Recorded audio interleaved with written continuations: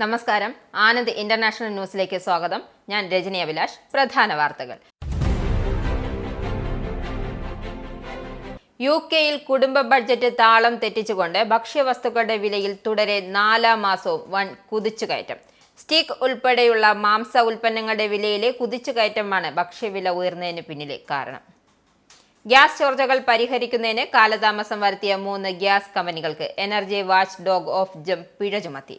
3 സ്ഥാപനങ്ങൾക്ക് £8 മില്യൺ പിഴ. യുകെയിൽ നിർമ്മിക്കുന്ന വാഹനങ്ങളുടെ എണ്ണം കഴിഞ്ഞ മാസം കുത്തനെ ഇടിഞ്ഞതായി റിപ്പോർട്ട്. ട്രംപിന്റെ പുതിയ താരിഫ് നയമാണ് കാർ നിർമ്മാണ മേഖലയെ തളർത്തിയത്. ഇന്ത്യയും പാകിസ്ഥാനും തമ്മിലുള്ള വെടിനിർത്തലിന് US ഇടപെട്ടെന്ന അവകാശവാദം ആവർത്തിച്ച് US president Donald Trump. India Pak യുദ്ധം ഒരു ആണവ ദുരന്തമായി മാറുമായിരുന്നു എന്നും ട്രംപ് വ്യക്തമാക്കി. ഗാസയിൽ 60 ദിവസത്തെ വെടിനിർത്തൽ ഇസ്രായേൽ അംഗീകരിച്ചെന്ന് US. വെടിനിർത്തൽ നിലവിൽ വന്നാൽ ഗാസയിലെ സൈനികരെ ഘട്ടം ഘട്ടമായി പിൻവലിക്കും. ഹാർവർഡ് സർവകലാശാലയിൽ വരാൻ ആഗ്രഹിക്കുന്നവരുടെ വിസ അപേക്ഷകളിൽ പരിശോധന കർശനമാക്കാൻ നിർദ്ദേശിച്ച് US state Secretary Marco Rubio. ഏകീകൃത ഗവൺമെന്റ് സർവീസ് പ്ലാറ്റ്ഫോമായ സഹൽ വഴി ഇനി കൂടുതൽ സേവനങ്ങൾ ലഭ്യമാകും. ലോക ജല സംഘടനയുടെ ചാർട്ടറിൽ ഒപ്പുവെച്ചതും റിയാദിൽ അതിന്റെ പ്രവർത്തനങ്ങൾ ആരംഭിച്ചതും ജലസ്രോതസ്സുകൾ സംരക്ഷിക്കുന്നതിനുള്ള അന്താരാഷ്ട്ര ഉത്തരവാദിത്തത്തെ ശക്തിപ്പെടുത്തുന്നു എന്ന് NG അബ്ദുൾ റഹ്മാൻ അൽഫദലി. ജമ്മുവിലെ അതിർത്തി ഗ്രാമങ്ങളിൽ പാകിസ്ഥാൻ നടത്തിയ ഷെൽ ആക്രമണത്തിൽ മരിച്ചവരുടെ ആശ്രിതർക്ക് നൽകുന്ന സർക്കാർ ജോലിയുടെ രേഖകൾ കേന്ദ്ര സർക്കാർ കൈമാറി. വാർത്തകൾ വിശദമായി. യുകെയിൽ കുടുംബ ബഡ്ജറ്റ് താളം തെറ്റിച്ചു ഭക്ഷ്യവസ്തുക്കളുടെ വിലയിൽ തുടരെ 4-ാം മാസവും വൻ കുതിച്ചുകയറ്റം ഉണ്ടായതായി റിപ്പോർട്ടുകൾ. സ്റ്റീക്ക് ഉൾപ്പെടെയുള്ള മാംസ ഉൽപ്പന്നങ്ങളുടെ വിലയിലെ കുതിച്ചുകയറ്റമാണ് ഭക്ഷ്യവില ഉയരുന്നതിന് പിന്നിൽ.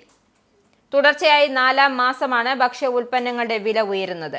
ബ്രിട്ടീഷ് റീറ്റെയിൽ കൺസോർഷ്യത്തിലെ ഏറ്റവും പുതിയ ഷോപ്പ് കണക്കുകൾ പ്രകാരം ഏപ്രിൽ 2.6% വർധനവിന് ശേഷം മെയ് മാസത്തിലെ നിരക്ക് വർധനവ് 2.8%.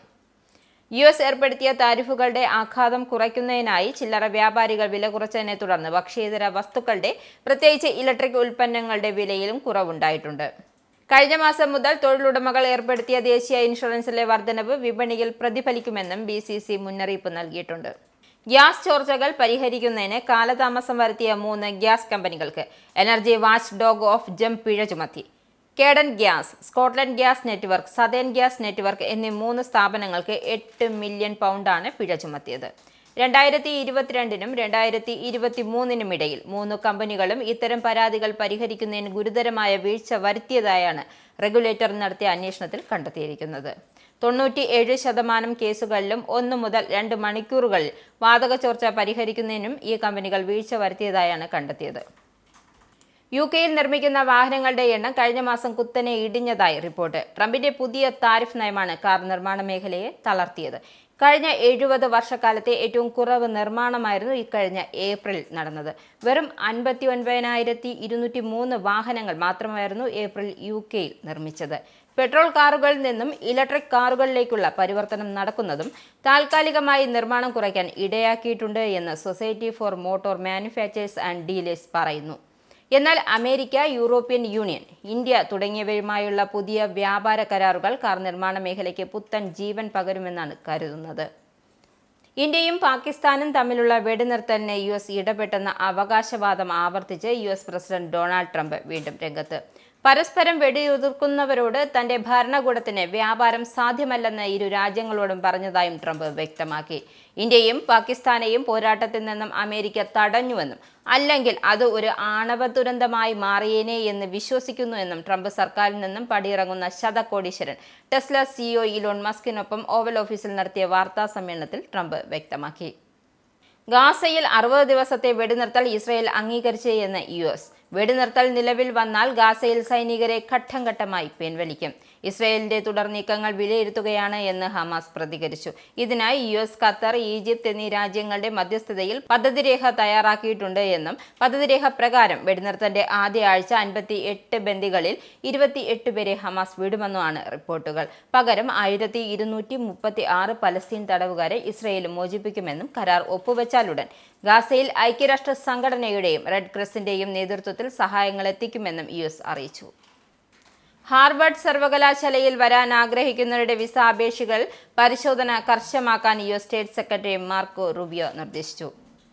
പഠിക്കാനായി വരുന്ന പുതിയ വിദ്യാർത്ഥികൾ, ഇപ്പോഴുള്ള വിദ്യാർത്ഥികൾ എന്നിവർക്ക് പുറമെ അധ്യാപനം ഉൾപ്പെടെയുള്ള ജോലികൾക്കായും പ്രഭാഷണത്തിനായും സന്ദർശനത്തിനായും എത്താൻ ആഗ്രഹിക്കുന്നവരുടെ അപേക്ഷകളിലാണ് കോൺസുലർ ഉദ്യോഗസ്ഥർ കർശന പരിശോധന നടത്തേണ്ടത് എന്നാണ് നിർദ്ദേശം. ഇനിയൊരു ഇടവേള. ഇനി ഗൾഫ് ന്യൂസ്. ദുബായിൽ നിന്നും കൊച്ചിയിലേക്ക് പുറപ്പെട്ട എയർ ഇന്ത്യ എക്സ്പ്രസ് വിമാനം സാങ്കേതിക തകരാർ മൂലം അടിയന്തരമായി മസ്കറ്റിലിറക്കി. ദുബായിൽ നിന്നും വെള്ളിയാഴ്ച വൈകിട്ട് 5 മണിക്ക് പുറപ്പെട്ട IX436 വിമാനമാണ് പറന്നുയർന്ന് 1 മണിക്കൂറിനു ശേഷം മസ്കറ്റ് വിമാനത്താവളത്തിൽ ഇറക്കിയത്. 200ഓളം യാത്രക്കാരായിരുന്നു വിമാനത്തിൽ ഉണ്ടായിരുന്നത്. ഏകീകൃത ഗവൺമെന്റ് സർവീസ് പ്ലാറ്റ്ഫോമായ സഹൽ വഴി ഇനി കൂടുതൽ സേവനങ്ങൾ ലഭ്യമാകും. ഇതുവഴി സർക്കാർ ജീവനക്കാർക്ക് 18 തരം ഔദ്യോഗിക സർട്ടിഫിക്കറ്റുകൾ സഹൽ ലഭിക്കുമെന്നും സിവിൽ സർവീസ് കമ്മീഷൻ വ്യക്തമാക്കി.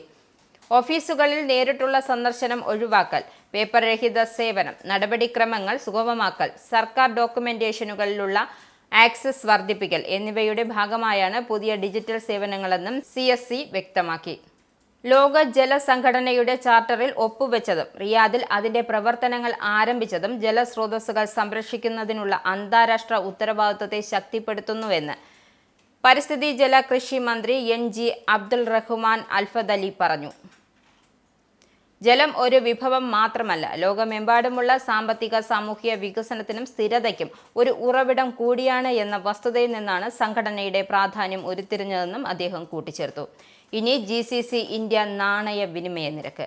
ഒരു സൗദി റിയാൽ 22.81 ഇന്ത്യൻ രൂപ, ഒരു UAE ദിർഹം 23.30 ഇന്ത്യൻ രൂപ, ഒരു കുവൈറ്റി ദിനാർ 278.89 ഇന്ത്യൻ രൂപ, ഒരു ഒമാനി റിയാൽ 222.55 ഇന്ത്യൻ രൂപ. ഇനി നാഷണൽ വാർത്തകൾ. ഓപ്പറേഷൻ സിന്ദൂറിന്റെ സമയത്ത് ജമ്മു കാശ്മീരിലെ അഗ്നൂരിൽ അതിർത്തി മേഖലയിൽ ആക്രമണം നടത്തിയ പാകിസ്ഥാൻ സൈന്യത്തെ തുരത്തിയോടിച്ചത് BSFന്റെ വനിതാ സൈനികർ. അഗ്നൂർ സെക്ടറിലെ 2 പോസ്റ്ററുകളിൽ 3 ദിവസം പോരാട്ടം നയിച്ചത് അസിസ്റ്റന്റ് കമാൻഡർ നേഹ ഭണ്ഡാരിയുടെ നേതൃത്വത്തിലുള്ള സംഘമാണ്. ഇതാദ്യമായാണ് വനിതാ സൈനികർ അതിർത്തിയിലെ സംഘർഷത്തിൽ നേരിട്ട് ഭാഗമാകുന്നത്. നേഹയെ chief of army staff Upendra Dwivedi ആദരിച്ചു. പഹൽഗാമിൽ ഭീകരാക്രമണത്തിൽ കൊല്ലപ്പെട്ട നവവരൻ ശുഭം ദ്വിവേദിയുടെ ബന്ധുക്കളെ പ്രധാനമന്ത്രി നേരിട്ട് ആശ്വസിപ്പിച്ചു. ചകേരി വിമാനത്താവളത്തിൽ വെച്ചാണ് ശുഭത്തിന്റെ ഭാര്യ ആശാന്യ, മാതാപിതാക്കളായ സഞ്ജയ്, സീമ എന്നിവരെ പ്രധാനമന്ത്രി നരേന്ദ്രമോദി കണ്ടത്. ഭീകരതയ്ക്ക് എതിരായ പോരാട്ടം തുടരുമെന്നും സർക്കാരിന്റെ എല്ലാ പിന്തുണയും കുടുംബത്തിന് ഉണ്ടാകുമെന്നും പ്രധാനമന്ത്രി ഉറപ്പു നൽകി. 2 ലക്ഷം രൂപ വരെയുള്ള സ്വർണ്ണപ്പണയ വായ്പകൾക്ക് റിസർവ് ബാങ്കിന്റെ പുതിയ കരടുമാർഗം ബാധകമാകരുതെന്ന് കേന്ദ്ര ധനകാര്യ മന്ത്രാലയം റിസർവ് ബാങ്കിനോട് ആവശ്യപ്പെട്ടു. പുതിയ ചട്ടങ്ങൾ 2026 ജനുവരി 1 മുതലേ നടപ്പാക്കാനാവൂ എന്നും ധനമന്ത്രാലയം അഭ്യർത്ഥിച്ചു.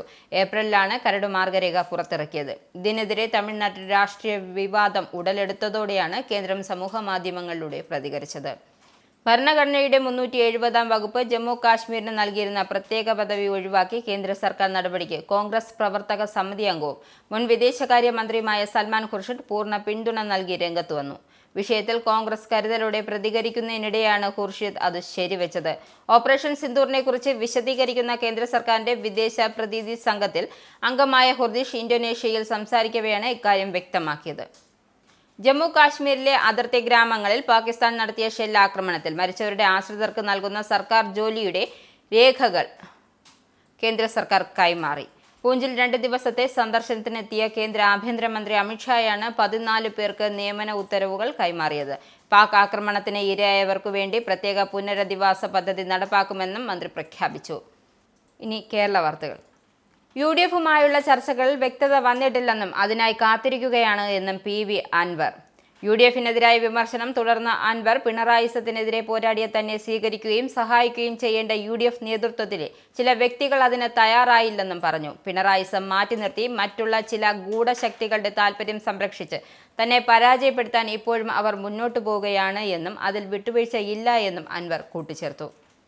പുതിയ അധ്യയന വർഷം സംസ്ഥാനത്തെ സർക്കാർ എയ്ഡഡ് സ്കൂളുകളിൽ അരമണിക്കൂർ പ്രവൃത്തി സമയം കൂടും. രാവിലെയും വൈകിട്ടുമായി 15 മിനിറ്റ് വീതമാണ് കൂട്ടുക. ഇതോടെ പുതിയ പ്രവൃത്തി സമയം രാവിലെ 9:45 മുതൽ വൈകിട്ട് 4:15 വരെയാകും. ഒപ്പം തുടർച്ചയായ 6 പ്രവൃത്തി ദിനങ്ങൾ വരാത്ത വിധം 7 ശനിയാഴ്ചകൾ കൂടി ക്ലാസ് ഉണ്ടാകും. ആകെ 25 പ്രവൃത്തി ദിവസങ്ങൾ. UP ക്ലാസുകൾ തുടർച്ചയായി 6 പ്രവൃത്തി ദിനങ്ങൾ വരാത്ത ദിവസം 2 ശനിയാഴ്ചകൾ കൂടി ഉൾപ്പെടുത്തി 200 പ്രവൃത്തി ദിനമാക്കി. LP ക്ലാസുകളിൽ പൊതു അവധികളും ശനിയാഴ്ചകളും ഒഴികെ 198 പ്രവൃത്തി ദിനങ്ങളാണ് ഉള്ളത്. UK പൗണ്ട് ഇന്നത്തെ മൂല്യം. ഒരു പൗണ്ട് 115.07 ഇന്ത്യൻ രൂപ. ഒരു US ഡോളർ 85.50 ഇന്ത്യൻ രൂപ. ഒരു യൂറോ 97.01 ഇന്ത്യൻ രൂപ. ഒരു പൗണ്ട് 1.35 US ഡോളർ. ഇനി സ്പോർട്സ്.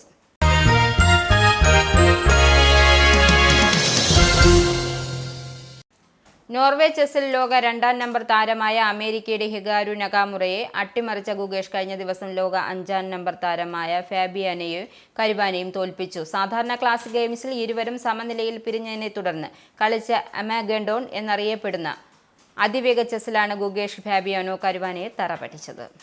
ഇതോടെ തുടർച്ചയായി തോൽവികൾ ഏറ്റുവാങ്ങിയ ഗുകേഷ് മെല്ലെ വിജയത്തിലേക്ക് ചുവടുവെക്കുകയായിരുന്നു. കഴിഞ്ഞ ദിവസം തന്റെ 19ാം ജന്മദിനത്തിലായിരുന്നു അദ്ദേഹം ലോക 2ാം നമ്പറായ ഹികാരു നകാമുറയെ വീഴ്ത്തിയത്. പ്രധാന വാർത്തകൾ ഒരിക്കൽ കൂടി. UK-യിൽ കുടുംബ ബഡ്ജറ്റ് താളം തെറ്റിച്ചുകൊണ്ട് ഭക്ഷ്യവസ്തുക്കളുടെ വിലയിൽ തുടരെ 4ാം മാസവും വൻ കുതിച്ചുകയറ്റം. സ്റ്റീക്ക് ഉൾപ്പെടെയുള്ള മാംസ ഉൽപ്പന്നങ്ങളുടെ വിലയിലെ കുതിച്ചുകയറ്റമാണ് ഭക്ഷ്യവില ഉയർന്നതിന് പിന്നിലെ കാരണം. ഗ്യാസ് ചോർച്ചകൾ പരിഹരിക്കുന്നതിന് കാലതാമസം വരുത്തിയ 3 ഗ്യാസ് കമ്പനികൾക്ക് എനർജി വാച്ച് ഡോഗ് ഓഫ് പിഴ ചുമത്തി. 3 സ്ഥാപനങ്ങൾക്ക് 8 മില്യൺ പൗണ്ടാണ് പിഴ. UK-യിൽ നിർമ്മിക്കുന്ന വാഹനങ്ങളുടെ എണ്ണം കഴിഞ്ഞ മാസം കുത്തനെ ഇടിഞ്ഞതായി റിപ്പോർട്ട്. ട്രംപിന്റെ പുതിയ താരിഫ് നയമാണ് കാർ നിർമ്മാണ മേഖലയെ തളർത്തിയത്. ഇന്ത്യയും പാകിസ്ഥാനും തമ്മിലുള്ള വെടിനിർത്തലിന് US ഇടപെട്ടെന്ന അവകാശവാദം ആവർത്തിച്ച് US president Donald Trump. India-Pak യുദ്ധം ഒരു ആണവ ദുരന്തമായി മാറുമായിരുന്നു എന്നും ട്രംപ് വ്യക്തമാക്കി. ഗാസയിൽ 60 ദിവസത്തെ വെടിനിർത്തൽ ഇസ്രായേൽ അംഗീകരിച്ചെന്ന് US. വെടിനിർത്തൽ നിലവിൽ വന്നാൽ ഗാസയിലെ സൈനികരെ ഘട്ടം ഘട്ടമായി പിൻവലിക്കും.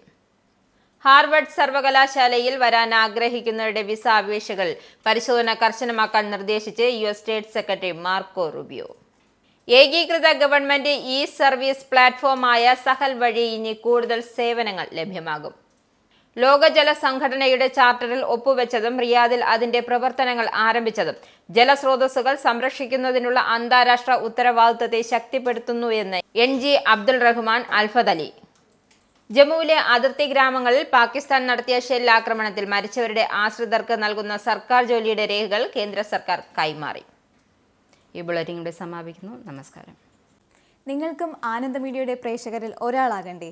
യൂറോപ്പിലും US-ലും ആഫ്രിക്കയിലും അടക്കം പ്രവാസികൾ ഉള്ളയിടങ്ങളിലൊക്കെ ജനപ്രിയ ചാനലുമായി ആനന്ദ് മീഡിയ ഒപ്പമുണ്ട്. ഏഷ്യാനെറ്റ് ഫ്ലവേഴ്സ് അടക്കം നിങ്ങളുടെ വിരൽത്തുമ്പിലെത്തും. ആദ്യം റോക്കു ബോക്സ് സ്വന്തമാക്കുക. അതിൽ നിന്നും ആനന്ദ് മീഡിയ ആപ്ലിക്കേഷൻ ഡൗൺലോഡ് ചെയ്യുക, ഇൻസ്റ്റാൾ ചെയ്യുക. എന്നിട്ട് 02085866511 എന്ന നമ്പറിൽ ഞങ്ങളുടെ കസ്റ്റമർ കെയറിൽ ബന്ധപ്പെടുക. അല്ലെങ്കിൽ +91 735 660 3747 എന്ന നമ്പറിൽ വാട്സപ്പ് ചെയ്യുക. ആനന്ദ് മീഡിയയുടെ സേവനങ്ങൾ സ്വന്തമാക്കുക. മറ്റു ചാനലുകൾക്കൊപ്പം ആനന്ദ് TVയും എൻജോയ് ചെയ്യുക.